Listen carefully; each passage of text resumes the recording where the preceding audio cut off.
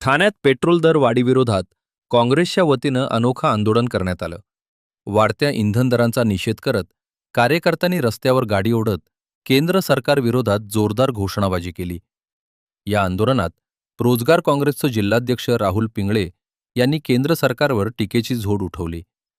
त्यांनी सांगितलं की माजी पंतप्रधान मनमोहन सिंग यांच्या काळात कच्च्या तेलाचा दर अधिक असतानाही नागरिकांना सबसिडी देऊन स्वस्त दरात पेट्रोल उपलब्ध करून दिलं जात होतं.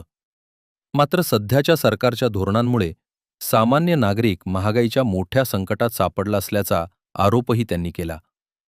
तसेच पंतप्रधान नरेंद्र मोदी यांनी आपल्या उद्योगपती मित्रांना देशहितासाठी संपत्ती दान करण्याचे आवाहन करावे आणि महागाईमुळे त्रस्त जनतेला दिलासा द्यावा, अशी मागणीही राहुल पिंगळे यांनी यावेळी केली.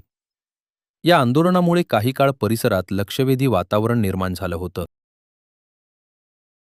बघा, या दरवाढीचा जो परिणाम आहे समाजातल्या प्रत्येक घटकावर होतोय.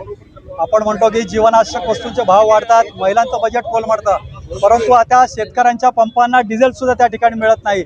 या देशाचं भविष्य असलेला जो विद्यार्थी आहे तो शाळेमध्ये जाण्यासाठी त्यांच्या स्कूल बसेसला सुद्धा त्या ठिकाणी डिझेल मिळत नाहीये.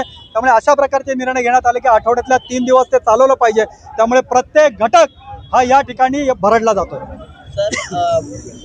मनमोहन सिंग यांच्या काळामध्ये देखील पेट्रोलचे दर जे होते ते कमी होते असं आपलं. मनमोहन सिंगांच्या काळामध्ये साड्या दराने प्रति बॅरल आम्ही त्या ठिकाणी घेत होतो, परंतु त्याच्यावरती सबसिडी देऊन ही भारतातली जनता यांना कमी दराने देत होतो. किंबहुना त्याच्यापेक्षा सुद्धा कमी दर या ठिकाणी आहे, तरी सुद्धा हे सरकार चढ्या दराने देत आहे. या आधी सुद्धा यांनी चढ्या दराने विकलेलं आहे आणि चढ्या दराने विकून करोडो रुपयाचा प्रॉफिट त्या ठिकाणी त्यांनी केलेला आहे. परंतु हरदीप सिंग पुरी येऊन त्या ठिकाणी सांगतात की 1000 कोटी रुपयाचं आम्हाला त्या ठिकाणी नुकसान होत आहे, परंतु अतिशय फसवी अशी त्यांची घोषणा आहे.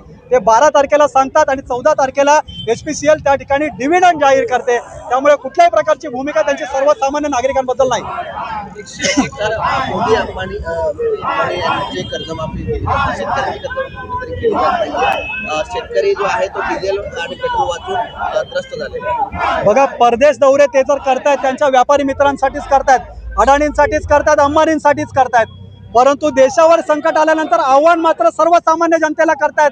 सर्वसामान्य जनतेला सांगतात की तुम्ही ऑनलाईन करा, वेगवेगळ्या प्रकारच्या घोषणा त्या जनतेसाठी करतायत. तर माझं नरेंद्र मोदींना आणि भारतीय जनता पक्षाला या सरकारला आव्हान आहे, मागील काळामध्ये ज्यावेळी देशावर अशा पद्धतीची संकट आलेली होती, मग राजा असतील, महाराजा असतील, सरंजाम असतील, त्यांनी आपली संपत्ती या देशाला दान केलेली होती.